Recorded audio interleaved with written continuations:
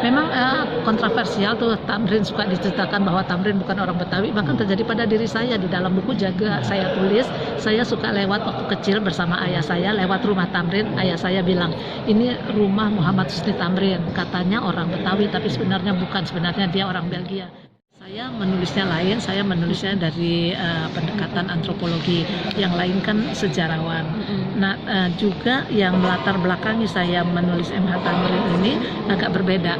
Kita begitu prihatin bagaimana Tamrin direpresentasikan di sini. Jadi kita coba menulis sesuatu yang nanti bisa mengangkat Tamrin sebagai pejuang nasional di kota Jakarta ini. Saya pikir caranya mereka mengangkat perjuangan Tamrin agak beda dengan yang saya lakukan. Saya mengadakan pendekatan antropologis, saya datang ke situs-situs Tamrin, saya wawancara orang-orang yang mengetahui, dan sangat banyak, artinya sangat sulit mendapatkan informasi mengenai situs-situs ini.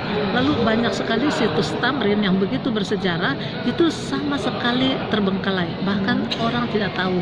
Merupakan suatu situs sejarah yang luar biasa penting karena sudah tidak ada bekasnya. Misalnya rumah Tamrin, di mana Tamrin dilahirkan, di mana Tamrin dibesarkan, di mana Tamrin berjuang, sampai di mana Tamrin meninggal dunia, itu menjadi toko-toko onderdil, menjadi bangunan tua, rusak, terbengkalai. Padahal bayangkan itu sebagai suatu situs sejarah. Dan saya menawarkan ini untuk diangkat kembali. Walaupun situsnya sudah tidak ada sebagai situs sejarah, namun kita bisa mengangkat kembali dengan cara rekonstruksi budaya. Akhirnya Tamrin bisa dikenang di situs-situs perjuangannya dengan rekonstruksi kebudayaan yang saya tawarkan. Orang selama ini orang cuma mengenal sampai nama Tamrin. Bahkan Museum Muhammad Husni Tamrin yang merupakan sumbangan dari Husni Tamrin lalu dihibahkan oleh keluarganya. Banyak peristiwa penting terjadi di situ, penetapan bendera merah putih, penetapan bahasa Indonesia, itu semuanya dilakukan di gedung itu. Tapi banyak orang tidak mengetahui itu.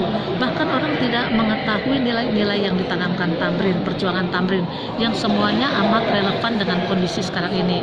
Misalnya begitu pedulinya Tamrin dengan rakyat miskin, begitu pedulinya dengan Betawi, masalah banjir, masalah penerangan jalan, masalah kebersihan, masalah air, terutama untuk penduduk miskin di Jakarta, itu diuraikan sangat detail oleh Tamrin dalam perjuangannya, dan saya kira itu sangat relevan dengan ini. Tadi Pak Gubernur menelpon karena Gubernur berhalangan datang gitu ya, karena ada pertemuan dalam tugasnya. Lalu beliau menelpon dan meminta kami untuk melakukan representasi di Balai Kota. Menurut Pak Gubernur, ini orang-orang Pemda harus mengenal baik Tamrin dan perjuangannya. Memang itulah target kita. Mudah-mudahan kita bisa mensosialisasikan nilai-nilai yang ditanamkan oleh Tamrin. Jadi orang-orang yang berada di Jakarta, ya pasti semua orang Indonesia, tapi khususnya mereka yang berada di Jakarta, yang orang Betawi, orang-orang yang bertugas mengurus Jakarta seperti orang Pemda dan sebagainya, itu selayaknya mengenal Tamrin karena nilai-nilai perjuangan yang ditanamkan olehnya. Ya, dicatat dalam sejarah sesuai dengan perjuangannya. Generasi-generasi muda di Indonesia mestinya mengenal. Yang saya tawarkan adalah sebuah model pendekatan rekonstruksi budaya, bagaimana mengenang pahlawan-pahlawan nasional yang banyak dilupakan.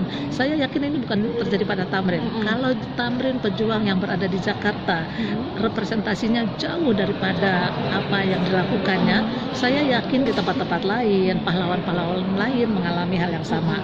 Kalau saja Jakarta berhasil mengimplementasikan apa yang saya usulkan, bagaimana mengenang para pahlawan melalui rekonstruksi budaya, ini dapat dijadikan model, dapat juga diimplementasikan di daerah-daerah lain, sehingga pahlawan-pahlawan kita mendapat penghargaan.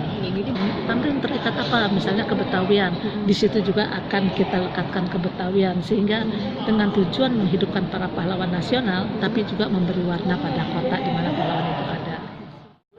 Memang kontroversial tuh Tamrin suka diceritakan bahwa Tamrin bukan orang Betawi, bahkan terjadi pada diri saya. Di dalam buku juga saya tulis, saya suka lewat waktu kecil bersama ayah saya lewat rumah Tamrin. Ayah saya bilang, ini rumah Muhammad Husni Tamrin, katanya orang Betawi tapi sebenarnya bukan, sebenarnya dia orang Belgia.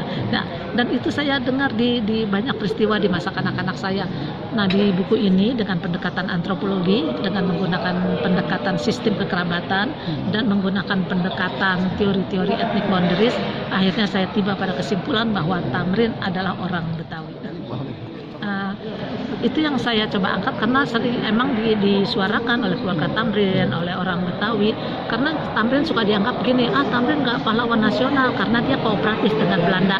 Dalam perjuangannya yang ternyata pada ujungnya bahwa kematian Tamrin dibunuh karena dianggap berbahaya, ini membuktikan bahwa Tamrin bukannya kooperatif dengan Belanda, dia betul pahlawan nasional yang melawan pemerintahan Belanda sehingga dia dibunuh.